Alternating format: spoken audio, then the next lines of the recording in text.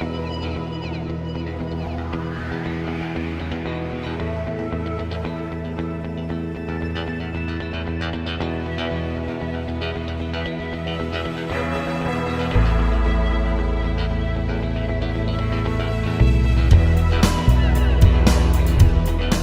beautiful St Austell Brewery, and we're going to follow the Nicholson's Pale Ale story from grain to glass. Thirsty? Come on in. So, Roger Ryman, head brewer at St Austell Brewery, thank you very much for inviting us to your beautiful shiny brewery today. Really looking forward to finding out about the journey that was taken to create Nicholson's Pale Ale and obviously how it all works in the brewery. First of all, tell me how all of this came about. Yeah, well, we've worked with Nicholson for a number of years. We've been supplying beers to them, and like St Austell Brewery, they're a great company, great history, great heritage, and we were delighted when they decided they wanted to produce their own beer, that they actually came to us and asked us to develop a beer for them. Having drunk, 1 or 2 pints myself, it strikes me that it's in between something like a traditional bitter and a golden ale. Was that what you guys were aiming for? St Austell Brewery is a company with great history, great heritage. We're very proud of that, but we also have a vision to the future, and I feel that Nicholson's Pale Ale reflects those values. So it's a classic English bitter. We've got some classic English hops in there, Fuggles and Goldings, but we also have some new flavours. We've talked about the raw ingredients, and we've talked about how you guys sort of wanted to envisage the beer, but let's talk about how it's actually made. So what are we standing next to? Yeah, well, this vessel is the mash tun, so this is really where the process starts. This is where we mix the hop liquor. Brewers always talk about liquor. Right. Not allowed to use the word water. Water. Washing, isn't it, in a brewery? Yeah, liquor for brewing. Liquor for brewing, water for washing. So this is where we mix the hop liquor with the crushed malt.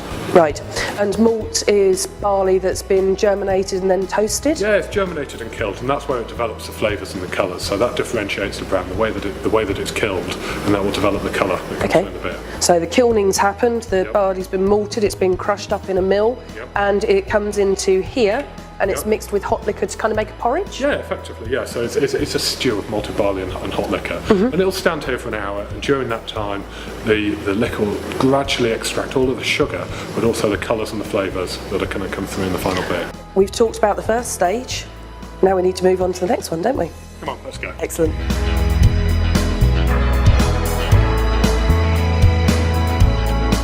Taken the first step of the journey of Nicholson's Pale Ale. We've seen all the mashing in and everything, and I believe this is the second step, isn't it? So what have we got here? This is the work copper.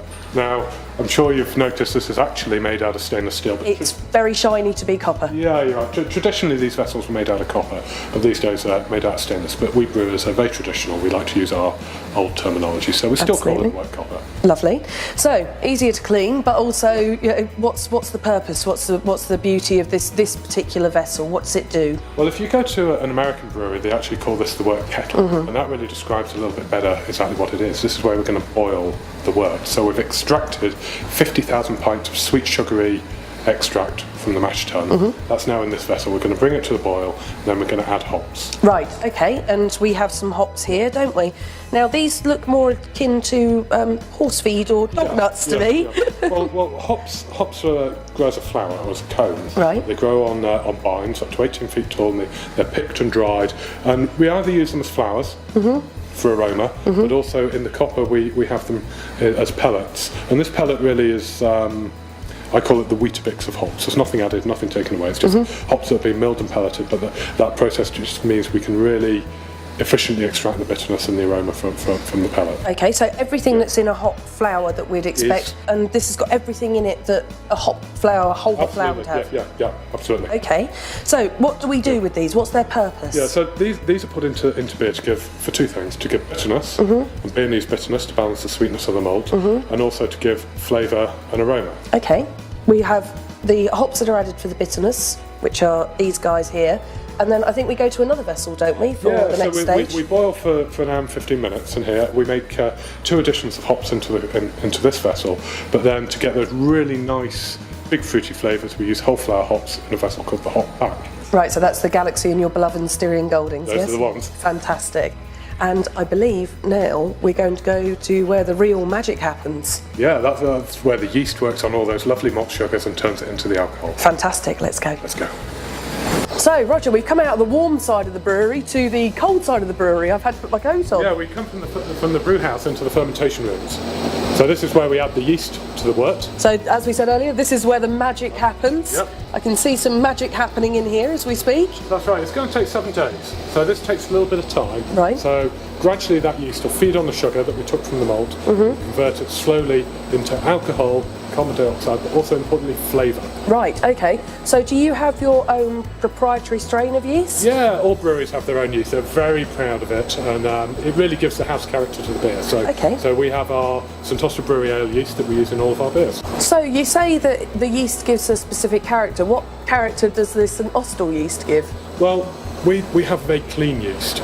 We've invested a lot of time and effort in getting really good raw materials, really good malt and really good hops, and we want those flavours to come out in our beers. So when you talk about those hoppy flavours and that malty base, what do you actually mean? What do the hops in the Nicholson's Pale Ale give to the beer, and what does the malt give to the beer? Well, the malt gives a sweetness. You get a little bit of caramel, a little bit of fullness. Everyone says maltiness. I don't know really what that means, but it gives everything and nothing. It means everything and nothing, but it gives a fullness, like a biscuity taste, with a little bit of caramel, a little bit of sweetness.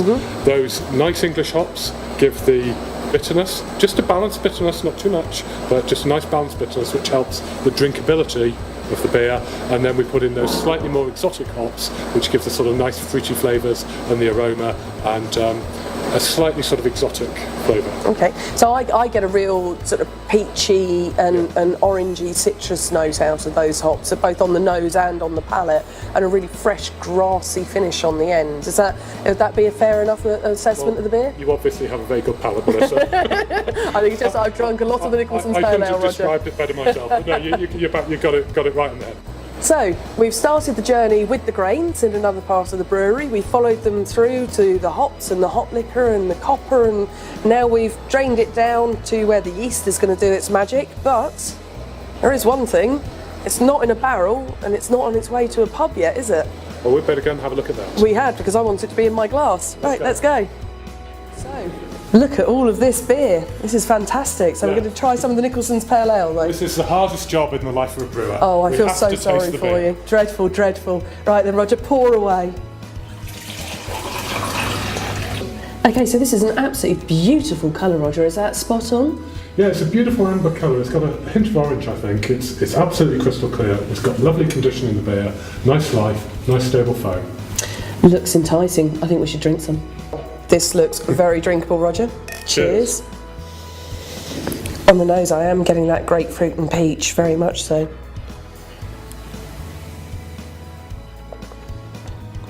Ooh, caramelly, marmalade-y body, really fresh, nettly, grassy, and word I've used to use about this beer, moorish, and it really is.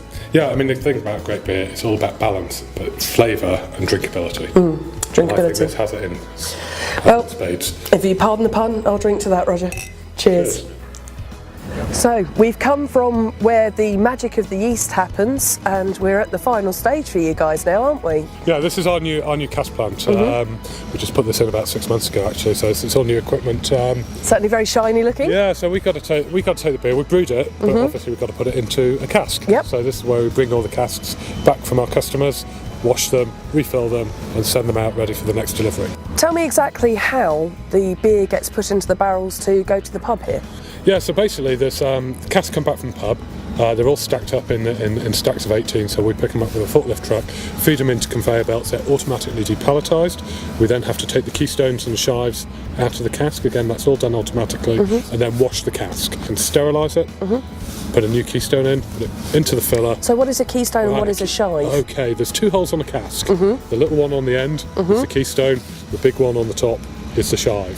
So the shive is where we put the beer in, the keystone is where the landlord takes the beer out. As a brewer, you send your products unfinished to your shop window, which is the pub. So is it quite comforting that you work with companies like Nicholson's who invest in the Cask Master programme and really care about how your beer's put on the bar?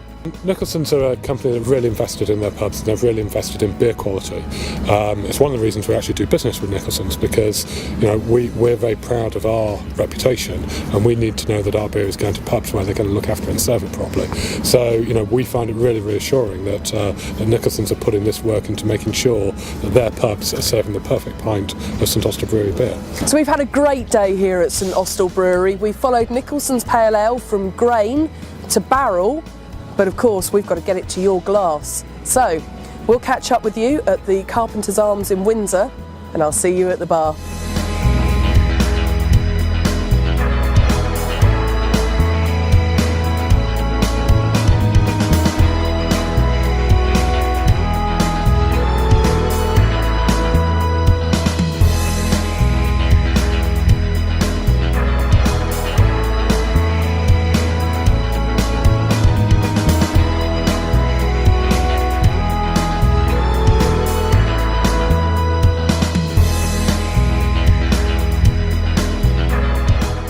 Here we are in beautiful Windsor, what a stunning town it is. And now we've been down to the St Austell Brewery, what we need to do is we need to get into the pub, we need to get into that Carpenter's Arms down there, and we need to get a pint of the good stuff. See you in there.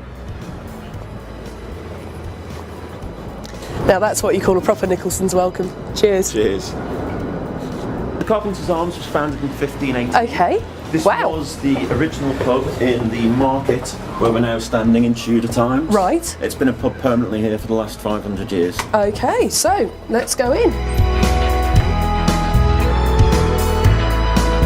Hello James. Hello. Thank you very much for welcoming us to your cellar at the Carpenter's Arms, the Nicholson's pub in Windsor. We've got Windsor Castle just over there overlooking us, but obviously we can't see it at the moment because we're down here with the barrels. Oh, yes. So obviously cask beer is a hugely fascinating product to a lot of people because all they do is they get the pint at the end, but they're also kind of aware that something has to happen in the cellar. So as the cask master for the Carpenter's Arms, can you tell me a little bit about when the barrel arrives, what do you have to do to it? It's then brought into the cellar, allowed to reach cellar temperature, which is about 11 to 13 degrees. It's then racked, then vented, i.e. hard pegged or soft pegged, doesn't really matter, to allow air in. So basically put a hole in the top there and then cover it? Essentially, yeah. Yep, okay. And then tapped. Okay, so this is the magical, mythical phrase of tapping and venting. So this is part of your role as the cask master to take care of all of that. Indeed. So what's the purpose of tapping and venting this cask? We vent purely to let air in, to then let it do its process in order to be ready to then go upstairs and then to be served. So is this the secondary fermentation process that goes on in the cask? Yes. Yeah, right, okay, so that lets the air in so it allows the secondary fermentation to take place. So we've got the Nicholson's Pale Ale here, which is brewed by St Austell. So how long does this have to wait? About 48 hours. Right, okay, so you've got to take care of it, and do you try it as well to make sure that you know that it's absolutely Indeed, perfect? Yeah, we'll take a small sample from glass here, Yep. hold it to the light. If it's clear and ready to go, we then know we'll have a small taste just to be sure, and then off we go. Perfect. We're back up out of the cellar, much more in my native habitat on this side of the bar. You're in your natural habitat on that side of the bar, and we're joined by Ben Lockwood, who's the assistant brand manager for Nicholson's. So I thought it'd be fun to do a little tutored tasting of the Nicholson's Pale Ale, which is brewed by St Austell specifically. However, I need you to pour some first, and while you're doing that, I'm going to have a chat with Ben. The Cask Masters programme that Nicholson's has seems to be very unique. Tell me a little bit more about it. Yeah, it's a really interesting job role that James has got here, and we've got James in every single one of our 77 businesses across the UK. And basically, what they do is they look after all the cask ale in that pub. They talk to the guest if the guest has got any questions. They engage the guest. They educate the guest. Then we do our part by engaging them. We send them to breweries. They go and brew their own beer. They then come back to the pub and sell that beer.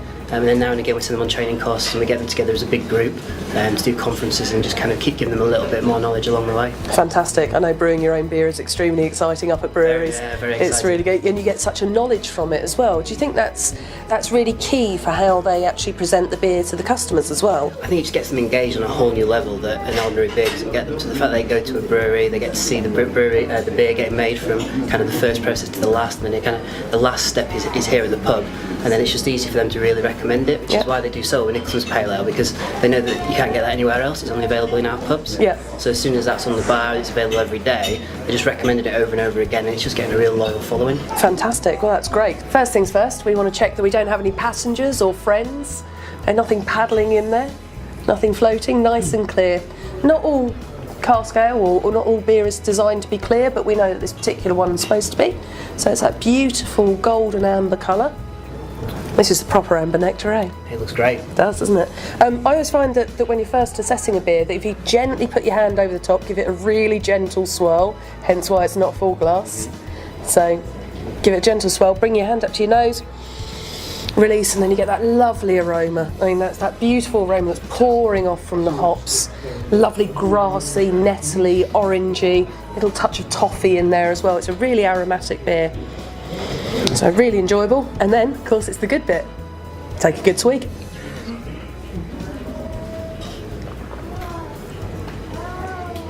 And that rolled all over your palate.